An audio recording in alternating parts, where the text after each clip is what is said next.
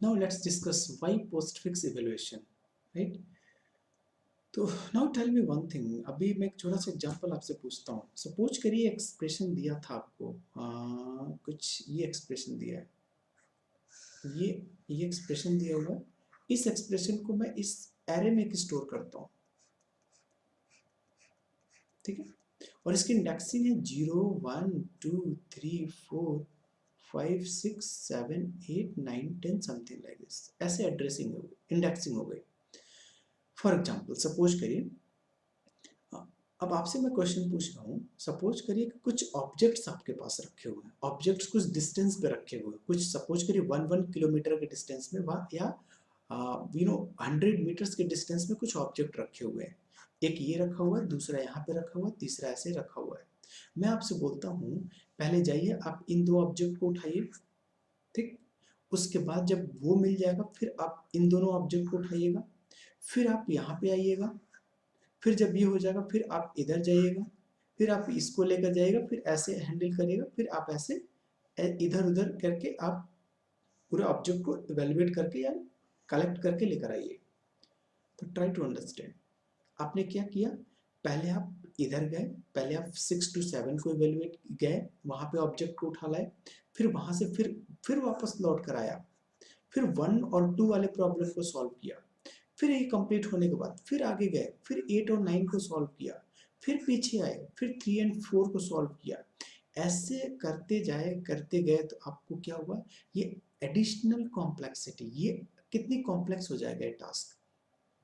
Similarly अभी तो human being है, हमें डिसाइड कर सकते हैं कि हमें पहले पहले क्या करना है, पहले ये नंबर 1 ऑपरेटर्स को इवेलुएट करना है, फिर सेकंड पोजीशन वाले को इवेलुएट करना है, फिर थर्ड वाले को इवेलुएट करना है. ऐसे हम तो कर सकते हैं, but computer can't do like this.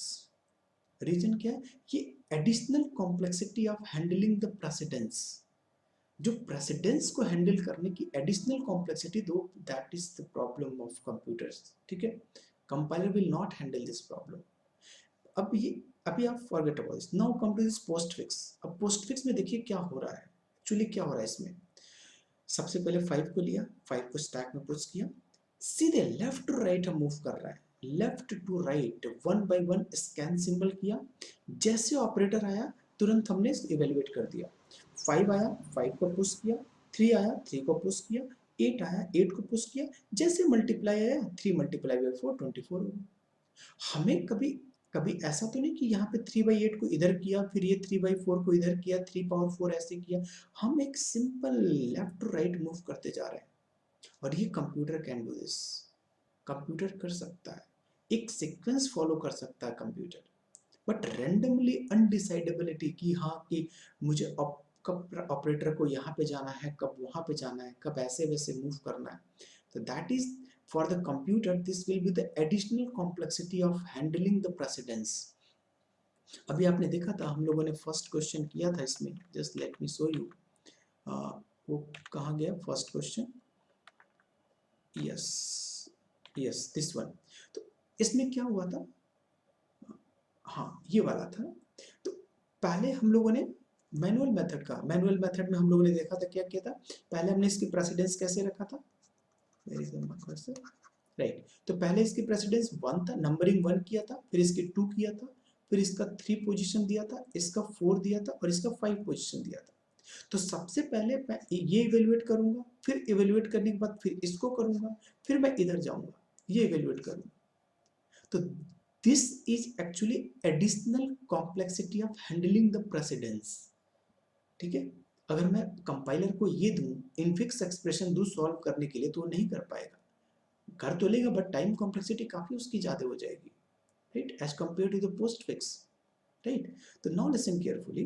तो एक्चुअली कंप्यूटर को जो हम लोग सप्लाई करते हैं वो तो इनफिक्स ऑर्डर में सप्लाई करते हैं. जब भी अभी तक हम लोग स्कूलिंग से पढ़ते आ रहे हैं, इनफिक्स ऑर्डर में हम लोग क्या करते हैं, एक्सप्रेशन देते हैं. जैसे सपोज करिए हम लोग दिया 3+5, तो ये 3+5 तो इनफिक्स में हमने दे दिया, बट कंप्यूटर क्या करेगा उसको, कि कंपाइलर सबसे पहले इनफिक्स को पोस्टफिक्स में कन्वर्ट करेगा. सी, इनफिक्स टू पोस्टफिक्स कन्वर्ट करेगा, और जब पोस्टफिक्स में आ जाएगा देन हम पोस्टफिक्स को इवेलुएट करेगा. तो देखिएगा प्रोसेस, दो प्रोसेस हो जाते हैं. हमें इनफिक्स को इवेल्युएट करने के लिए कंपाइलर को दो प्रोसेस अप्लाई करनी पड़ती है। पहली कौन सी? Infix to postfix, and then postfix evaluation करनी पड़ती है, तब जाके। तो that's why we are going to follow this word postfix. The postfix is used for this compiler only, not we are generally using the infix notation, right? तो I think आपको कुछ idea लगा होगा। तो let me tell you some statement जो अभी तक हम लोगों ने डिस्कस किया था इसमें, right? Yes, there are some points are there, you know, computer usually evaluate an arithmetic expression written in infix notation in two steps. कौन कौन? पहला, it will convert the expression into postfix and then evaluate the postfix expression. तो इसीलिए हम लोग सबसे पहला topic हमने डिस्कस किया इनफिक्स टू पोस्टफिक्स कैसे कन्वर्ट करते हैं, देन पोस्टफिक्स इवैल्यूएशन कैसे करते हैं। तो ये हमारा 2 स्टेप्स हो गए। Now infix expression are not used for representation of an expression inside computer. Definitely infix is not useful due to additional complexity of handling precedence. Precedence को जो हैंडल करने की कॉम्प्लेक्सिटी वो एडिशनल हो जाएगी कंप्यूटर के लिए। तो दैट्स वाई क्यों है एडिशनल हो जाएगी, क्योंकि रैंडमली उसको सेलेक्ट करना पड़ेगा, वन पे जाना पड़ेगा, किस ऑपरेटर का प्रेसिडेंस कितना ज़्यादा है, कौन कम है। तो जो जैसे रैंकिंग में आएगी उसको इवेल्युएट करने के लिए उसको इधर उधर जंप करना पड़ेगा और उसको इवेल्युएट करना पड़ेगा। That will be the additional complexity.